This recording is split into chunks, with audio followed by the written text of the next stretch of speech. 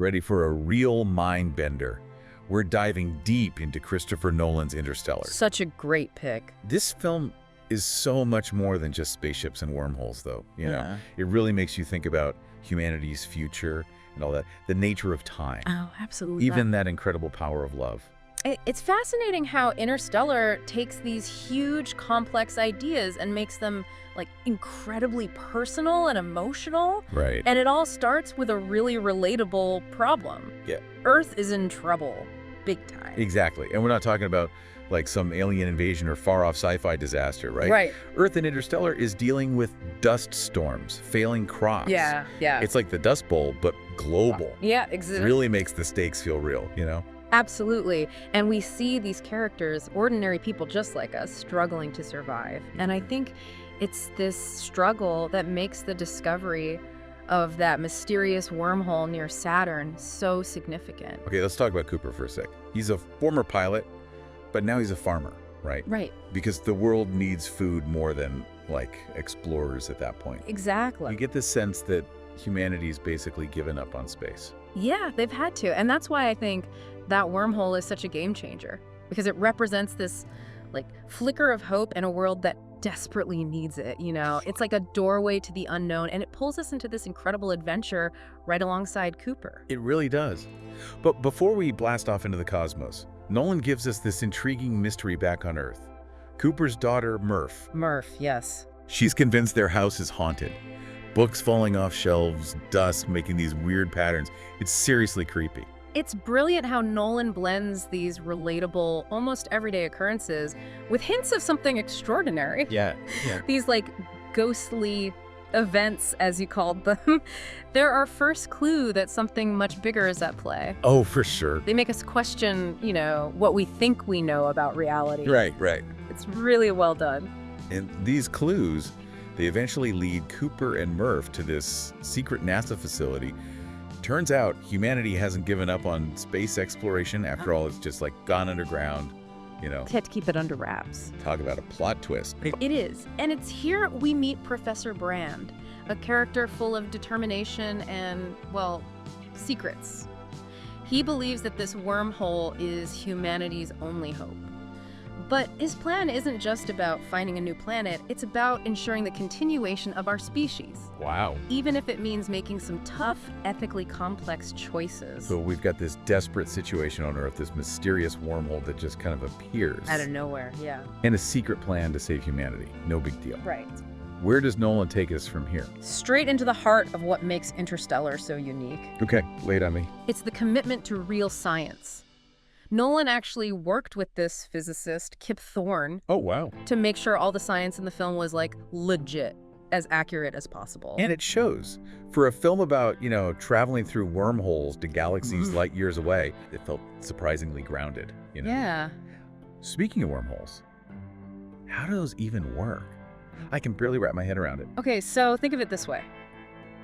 Imagine you want to travel to the other side of this, like, massive mountain. Okay. You could spend days, weeks even, climbing over it. Or you could find a tunnel that cuts right through. Sneaky. Right. That tunnel is essentially what a wormhole is, a shortcut through these vast distances of space-time. Okay, that analogy actually makes sense. But then you've got Gargantua, that massive black hole. Oh, yeah. That's got to be where the visual effects team just went wild. Yeah, Right? at all. Really. Thorne's input was crucial in creating Gargantua, actually. That incredible visual of the glowing ring around it. Oh, yeah. That's something called an accretion disk. And It's a real phenomenon, and it's caused by all this matter being pulled into the black hole, like at incredible speeds. Wow. So the film's depiction of Gargantua is like both visually stunning and scientifically sound. That's amazing. And Gargantua is where things get really interesting with time dilation.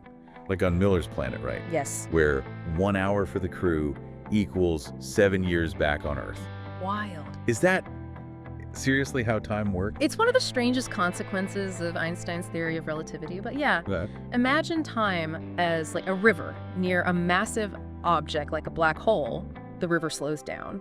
Okay. So while time seems to be flowing normally for Cooper and the crew on Miller's Planet, it's racing by for everyone back on Earth. Oh, that's heavy stuff. Just imagine the emotional impact of that. You spend what feels like a few hours on a new planet, I know, right? but you come back And years, decades even, have passed for your loved ones. It's heartbreaking. Could you imagine making those kinds of sacrifices in the name of exploration? It's a question the film really makes you confront. Like, what is the cost of scientific discovery?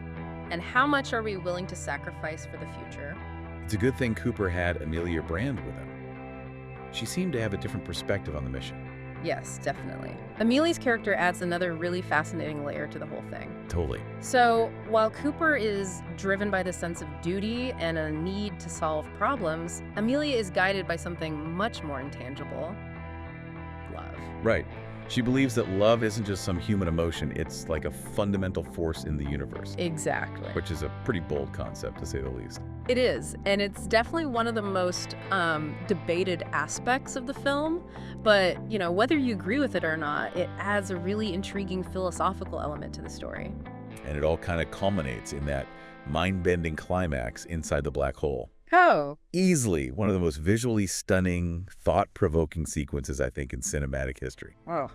But we'll save that for the grand finale of our deep dive. What do you say we take a quick break and come back to finish this journey? All right, so we've journeyed through a wormhole, experienced the mind-bending reality of time dilation, and explored the idea of love as like this force in the universe. But Interstellar doesn't stop there, does it? Not at all. Cooper falling into a black hole, I mean? What was Nolan thinking? Well, this is where the film goes from, like, scientifically plausible to the truly theoretical. Okay, I'm listening. The Tesseract, you know, that five-dimensional space Cooper finds himself in. Oh yeah, that was wild. It's basically a visual representation of something we can barely even comprehend. I feel like my brain melted a little, not gonna lie. It's a lot to take in. But, and here's the thing, it still works. It really does. Even though it's visually insane and intellectually challenging, it still all comes back to that powerful emotional core of the film. That father-daughter bond. Exactly. A father's love for his daughter, and that ghost sending those messages. It was Cooper all along. Such a great twist. Right. And it ties back so beautifully to those early scenes, you know, with young Murph, and that, like, inexplicable connection she has with her father. Totally. It's like, it's always been there. Yeah. But it's not just about an emotional reunion either, is it? That connection, that link through the Tesseract, it lets Cooper transmit that quantum data, right? Exactly. The missing piece of the puzzle. The stuff they need to solve Professor Brand's equation. Which is huge. So love actually becomes the key to humanity's survival. Heavy stuff. Mind-blowing, really. But let's talk about that ending, though. Cooper gets rescued. Humanity has this new home orbiting Saturn. But it's bittersweet, you know. He's missed, like, decades of his children's lives. I know. It's such a poignant reminder, I think, of the sacrifices that are made in the name of exploration. And that complex relationship between progress, you know, and personal cost. Cooper saved humanity, yeah, but at what cost? To himself, his family. It makes you question, like, the ethics of Professor Brand's plan. Right, because he always knew Plan A, saving everyone on Earth, it was impossible. It makes you wonder, was that deception, you know, justified? And that's a question without an easy answer. Definitely not. Like a question that could fuel, like, endless debate. Oh, for sure. And then there's that final scene, right? Cooper defying all the limits of time and space to reunite with, like, a now elderly Murph.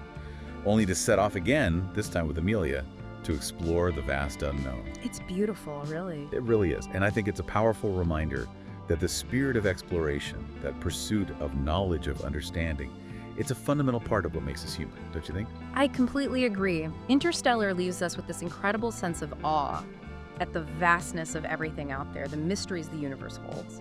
But it also reminds us of the importance of human connection, of love, you know, and the choices we make when we're faced with the unknown. This has been an incredible journey. Thank you so much for joining me on this deep dive into one of the most thought-provoking films ever made, really. It's been a pleasure. Such a fascinating film to discuss. Until next time, everyone listening, keep looking up at the stars and never stop asking those big questions.